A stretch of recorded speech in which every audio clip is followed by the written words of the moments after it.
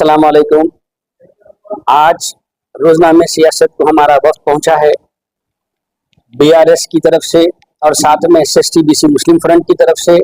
आज यहाँ आकर जनाब आबिद अली खान साहब का जो लगाया हुआ ओहदा था 75 साल रोजनामे सियासत के पूरे होने की खुशी में हम यहाँ पहुँचे हैं और पहुँचकर जनाब आमिर अली खान साहब और जाहिद अली खान साहब को हमारे दिल की गहराइयों से मुबारकबादी पेश की गई। हमारा यहाँ आने का मकसद और रोजनामे सियासत को आवाम के सामने जिस तरह से हम यहाँ आए हैं, आकर यहाँ पे मुबारकबादी पेश किए हैं, इसकी वजह ये है जो सियासत के कारनामे 75 साल कारनामे अगर हम गिनने बैठे तो बहुत वक्त लग जाएगा। इसमें से चंद मैं कारनामे आप लोगों के सामने पेश करूंगा। जो मुसलमान जो लावारिस लाशें हैं, जिनको अपनी जिम्मेदारी में लेते हुए रोजनामे सियासत में हर दिन हर रोज बरोज उनकी तदफीन अमल में आती है।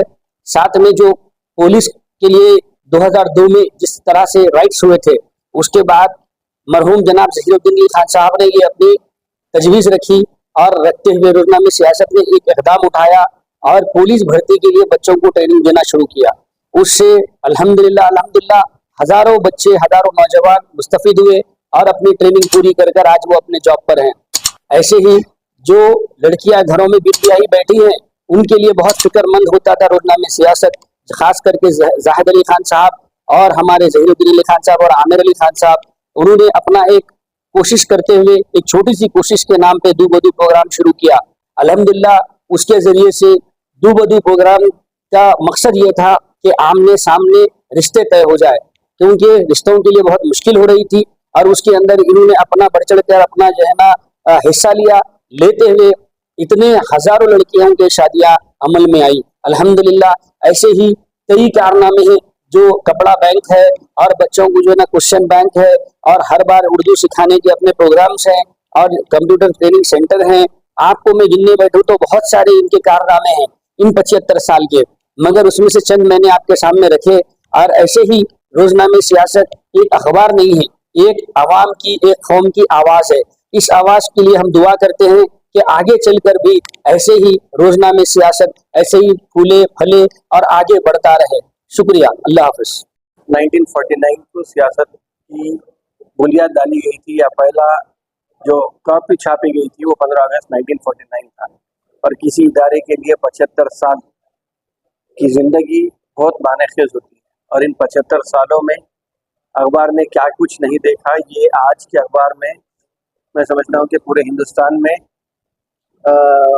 बल्कि अगर मैं ये भी कहूँ तो गलत नहीं होगा कि पूरी दुनिया में किसी उर्दू अखबार के 100 सफ़ात पर मुश्तमिल आज जो एडिशन यहाँ पे हम निकाले 75 साल की खुशी में, मैं समझता हूँ कि ये खुद एक बड़ी मिसाल है कि उर्दू अखबार किसी दूसरे मेन स्ट्रीम अखबार से कम नहीं।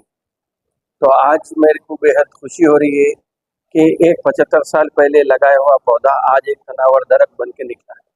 इंशाअल्लाह ताला जिस तरीके से आवाम की ताईद हमें हासिल थी, वो आगे भी बरकरार रहेगी, और इंशाअल्लाह ताला सियासत उसी तरह काम करेगा जिस तरह 75 सालों से काम करते आया है। कहीं पर भी इंसानी ह्यूमन राइट्स वायलेशन अगर होते हैं तो हम पहले पहुंच जाते हैं, वैसा ही कहीं पर भी नाइंसाफ़ी होती है तो सियासत हर वक्त ये चीज़ को अपना वो बना के रखा था, कि मिशन बना के रखा था कि इसी पर काम करना है।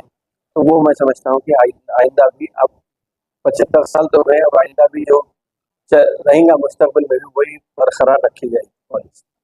बहरहाल मैं फिर से आवाम का, लीडर्स का और जो सरपरस्त है मुश्तहरीन का, सबका शुक्रिया अदा करता हूँ। सियासत अखबार की 75वीं सालाना तकरीब के लिए यहाँ पर SC/ST BC मुस्लिम फ्रंट और BRS के कुछ नौजवानों ने सियासत अखबार के एडिटर जनाब आमिर अली खान साहब की गुलपुशी की।